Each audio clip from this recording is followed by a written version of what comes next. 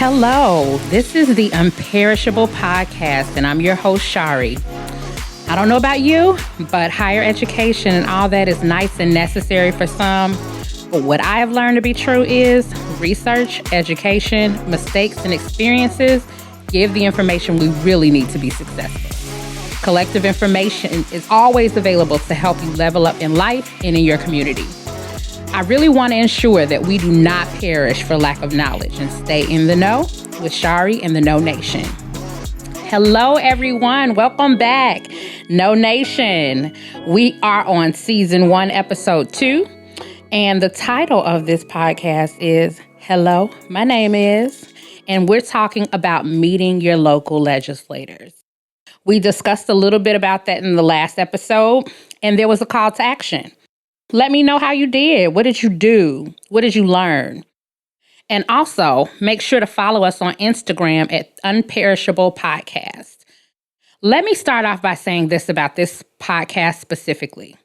This isn't a topic you hear often, but I think it's really important to utilize our resources. I'll tell you what's worked for me, and I believe this will help you remain truly unperishable. Now let's get to it. Doing your research for a local legislator is a great step to building a relationship. And not just a relationship with them, but just relationships in general. Knowing what drives someone, how to communicate your needs and expectations, that's a life skill. It doesn't just work in this specific instance, but in general, period. At your job, with your significant other, with your family, period. And I'm really going to dive in. It's a lot of content and information, but I think it's important. So I hope you come back to this more than once and you don't just listen to it one time, but maybe take notes too. Before I get started, I think I want to start with 3 tips. Just some things to kind of put out there, some things to consider first. Tip number 1. One thing I learned very early on is that meetings are controlled by the person answering the phone. This person is typically considered their administrative assistant. Some legislators have 2, one in their home office and another in their governing office. So like our governing office in Illinois is in Springfield, just so you know. This should be your first line of contact. Make sure you say who you are and make a connection when you come to the meeting.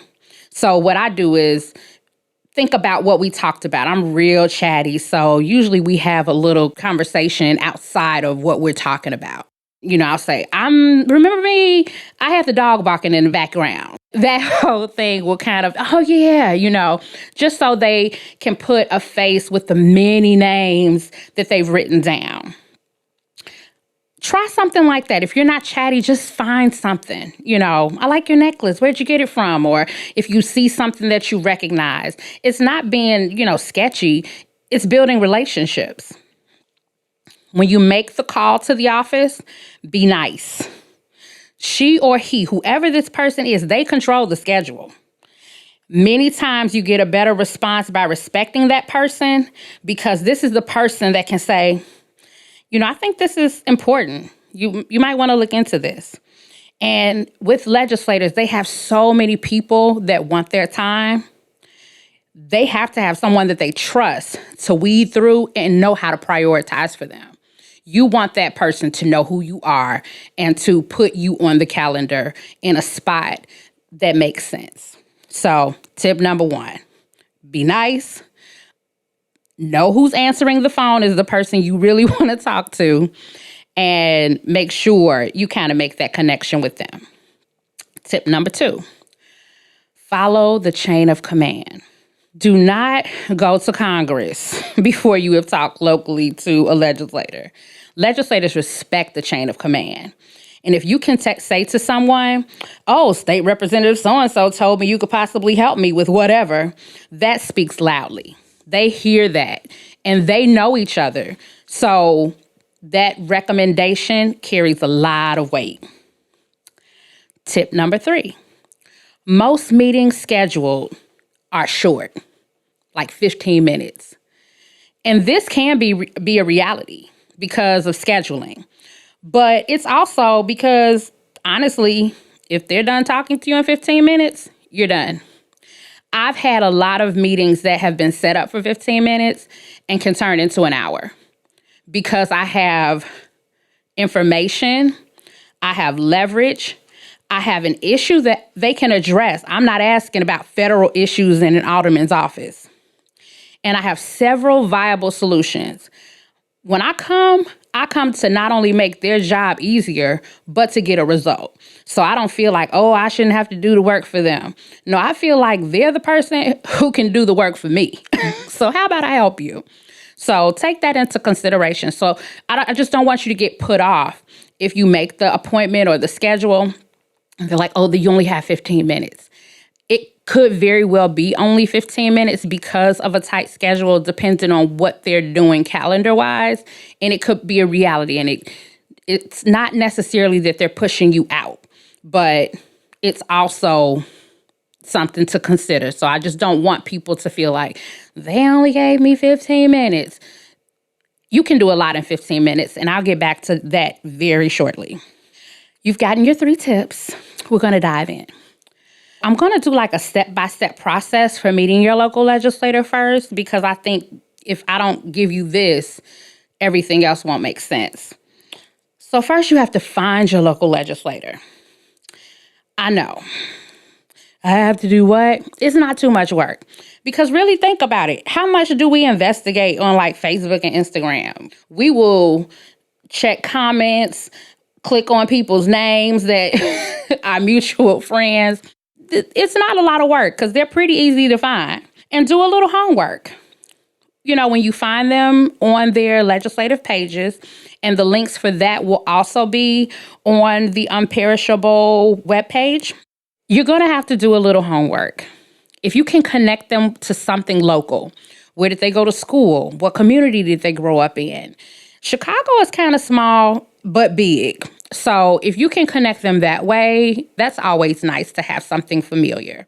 The next thing is to let them know who you are to them. Are you a constituent? Do you live in their community? Are you a voter? Are you a supporter? Who are you? Let them know. It's important that they know who they're talking to so that they can know how they can help you. What are they supporting currently? Find out what they support and why, if you can. Why are they supporting something? There's an Illinois legislator that is a cancer survivor. A board in Chicago that focuses on cancer research always knows they have his support financially and legislatively. Off the bat, is not a question. That's something that's a tool for them. They know that he is someone who understands what they're doing, and he's going to support them because of what they do. Find out what events they have planned. What do they have in the works that you can support? And if they have an event, some kind of fundraiser, you should go. Other legislators are there. It's a really great networking opportunity, and it's fun. The legislators know how to party and have a for real open bar. A Diddy party for real doesn't have anything on a legislative party. I've been. You have not seen anything like this. But think about it. Why wouldn't beer and wine and hospitality service providers offer them the best deals, donations, and rates? It's not illegal. It just makes sense to have your brand, product, and location in a meeting place with decision makers. You get the best of the best. It's a very good time. Sometimes the tickets are a little pricey, but if you can go, I'm telling you, you will not be disappointed. I've never been disappointed. And you get to see them act up a little bit too. Because they're people. And just like you go to their events, do you have a business or event that they can come visit? Invite them. Create photo opportunities for them. Why wouldn't they want photos of a successful business in their neighborhood on their website or in their newsletter? They're going to come with all the things that you need for your business. They're going to put you on their page and your name and shake your hand and, say hi to your customers. And if you can promote it, that's even better. Make opportunities for them to shine as well. Now, when you're connecting with legislators, once again, I'm going to keep saying this because sometimes I think you all don't hear me. Be nice. Even if they've made a bad voter decision, let them know. Let them know the effect it had on you. And you could possibly be the cause for a ratified bill or a new one altogether because of your voice. But no one wants to hear, but why you?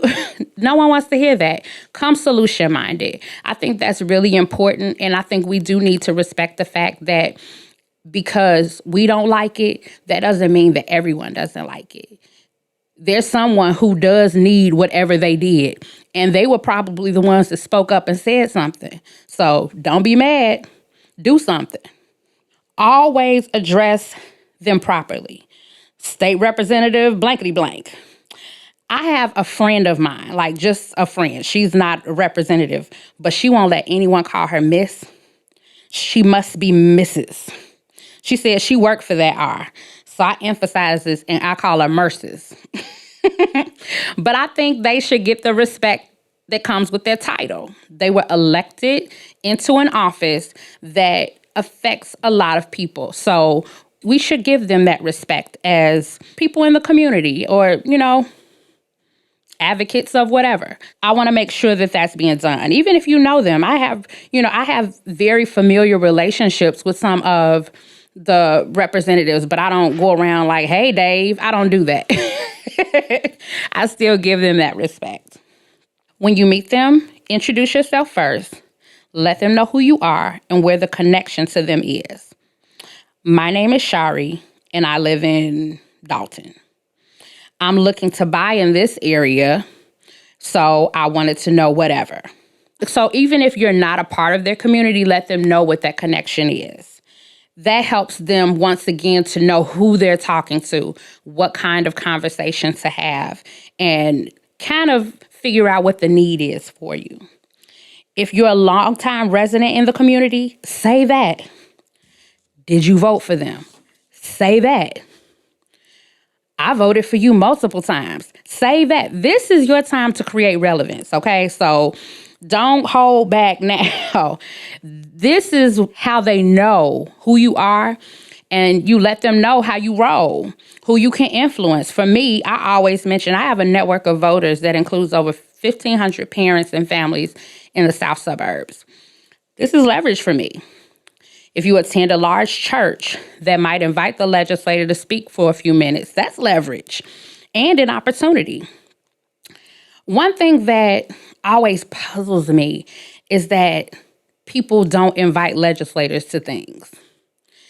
People have all kinds of events that they just don't invite them to. Women's Day, Men's Day services for churches and fraternities and things. It doesn't hurt to invite them. And the invite will increase the visualization of your brand, church, organization, all of that. So it's not going to hurt. If you're having a simple family picnic or outing in the community, and your audience will be receptive, key. If they'll be receptive, invite them. If you know your uncle's going to act up, save it for another. That's not the time then, because that's not going to work. But they'll be interested in shaking hands with them, okay? Trust me. They don't care that it's a family picnic, school party, fraternity event.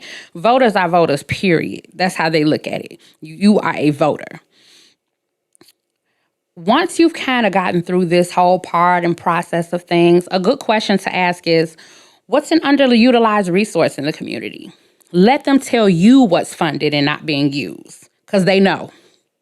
This question can open a lot of doors. Once you've talked to them and kind of gotten through this, conclude your visit with a story. Legislators connect greatly with a face and a story. This is a great deal sealer. Now, really quickly, I said I was going to talk to you about that 15 minutes. May 1st, 1969, Mr. Rogers secured $20 million for public broadcast network, I believe it is. PBS funding was going to be cut, and they chose Mr. Rogers, who had only been in the field of early childhood development for 6 years at the time, and was on public television to go speak with Congress. He talked to the speaker about reversing the cuts for the $20 million. He was young and truly didn't have a whole lot of ammunition. When he came in there, the guy was real aggressive with him, and he only spoke about what he knew and was passionate about. He compared what he did to the other things out here that were being highly funded without question. His appeal was 6 minutes, and he convinced the Senate to restore $20 million in funding. If you Google Mr. Rogers, Congress, you'll see it, and it's amazing. He really had the $20 million in 3 minutes. The other 3 was just for kicks, okay? So you can do a lot in 15 minutes. If he can get $20 million in 6, just imagine what you could do in 15. So don't feel like you don't have enough time, because clearly you do. So now I've given you a lot, but I'm still not done. So I'm going to give you a little bonus. As a business development specialist, which is what I call myself, one thing that I've made a practice is meeting with people in public libraries. Most people don't visit them, let alone use them. And I want to make sure that they use it and know what's there. It's a wonderful space to be in for one-on-one discussion. So when I'm having consultations and things like that, I tell people, let's meet in your local library. They're shocked to see what's there, and sometimes shocked to see what's not there. But they have computers, research materials, all kinds of things. And libraries aren't just for the kids. I stopped meeting at restaurants and Starbucks and started making people see the benefit of their local public libraries. One thing that I do in Chicago at the public library is I host a business plan boot camp. They have meeting rooms there, and they're free. I have one place that I go to that seats up to 75 people. And it's really nice. It's everything there that's available for me. So check out your public library. And if you're a person that has a lot of meetings and things like that, see if you can use some of their space for some of your one-on-ones or small groups. At this point, you know who your legislator is. You know what to say when you meet them. And they know who you are. Now, what do you want? Always go to a legislator with an ask. Don't come in the door like, no, not that way. But have it in your arsenal. So have something there. If you want community development resources or assistance with your businesses, because honestly, the legislators know what areas have TIF funding, what buildings are available, what communities they're trying to build up. So you need to know that about where you're going with them. They can provide internships for youth. They can help you understand resources that are available, that are funded and available. There was in Chicago a home improvement funding where you got like $20,000, I believe, for updates to your home if you wanted to like update your deck or things like that. Well, that came to pass because people kept saying, I really want to make the outside of my house look better. I just don't have the funding. More people spoke and it happened. So don't feel like it's impossible because anything can happen. They can help you with community engagement, knowing how to interact with your community. So if you are in a community that is predominantly anything, and you want to bring something to that community, you need to know the culture of that community. And the legislators can probably give you a little assistance. Like, I know they really like when we used to have this back to school carnival, and nobody's really done it lately. Well, that's great information for someone who's trying to bring the community to a local spot and get to know them. So make it happen. And if the legislator sees that you're interested in doing it and doing it well, they will fund it. Just FYI. After you've given your ask for feedback. Also ask, are there any resources or other legislators or thoughts they have? Ask if you clearly conveyed your message because you want to know so you can be better when you come back or if you go to another legislator. You don't want to say the same thing and not have your message be clear. Now, this is kind of the part where I tell you what your job is. Advocacy is important. And I think people look at advocacy as what somebody else is supposed to do, but this is all of our job. We are all a participant in the electoral process. You care about something. I don't know what it is. You know what it is. You care about something strongly. And you don't have to have 1 million people to be valid for you to push what you care about. What you need is to be clear and honest with intention. If you have other people that have the same passion, that's great. Have your group of like-minded people share the responsibility of calling the legislator's office. Another thing, every call you make to the legislator's office is documented, and it's stated on a record why you call. So if you call and say, it's for more senior meals and services in the Chatham area, they're going to write that down. And if they see that 100 times on a list, it's kind of a justifiable concern now. One drop doesn't fill a cup, but it does make it heavier than it was before. So I'm just saying. Also, when it really comes down to it, you're the expert in their eyes. Who else can tell them what's needed from your perspective? Nobody can. Help them understand why the issue is important, because they may not see it. Let them know, we need this because this is what could happen if this is not addressed. That is something that would get my attention if you tell me if we don't have more senior meals, you're going to see the seniors outside begging people for food on every corner.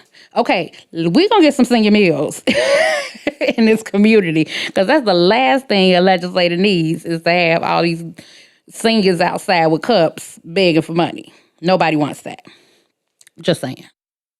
Even if there's a small issue with countless residents, there might not be anyone else saying what the issue is or how it could be resolved.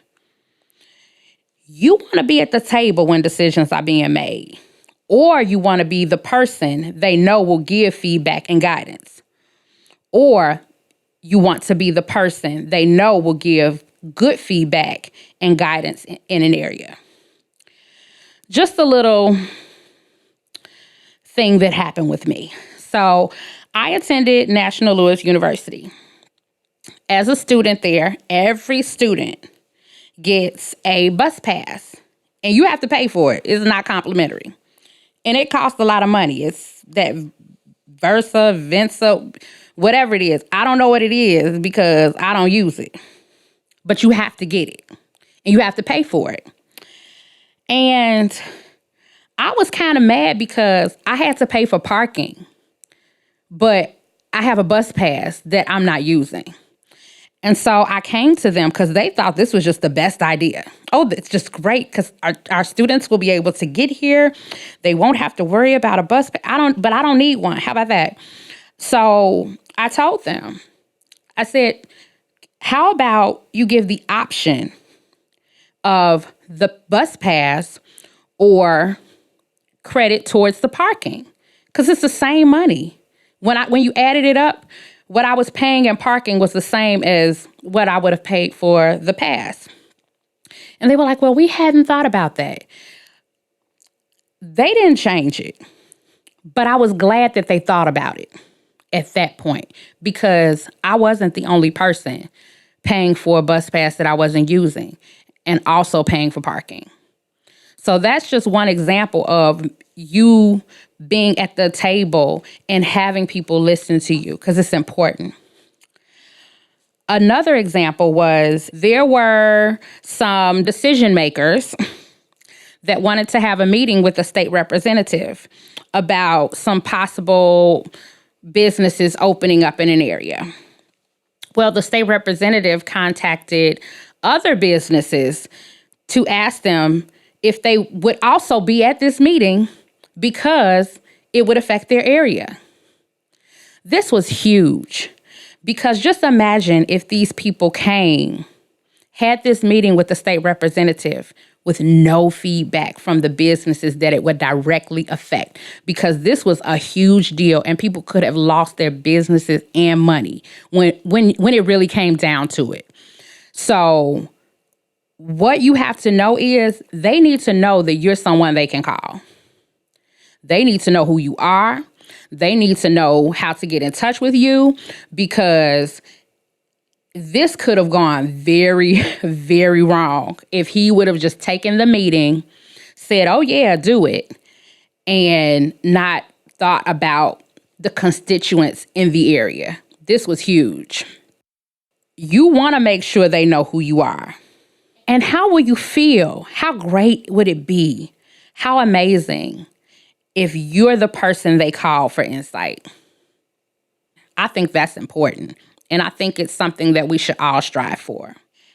It feels great when I get those calls from legislators. It feels amazing to know that I'm a thought of person when there's a situation that they need guidance on.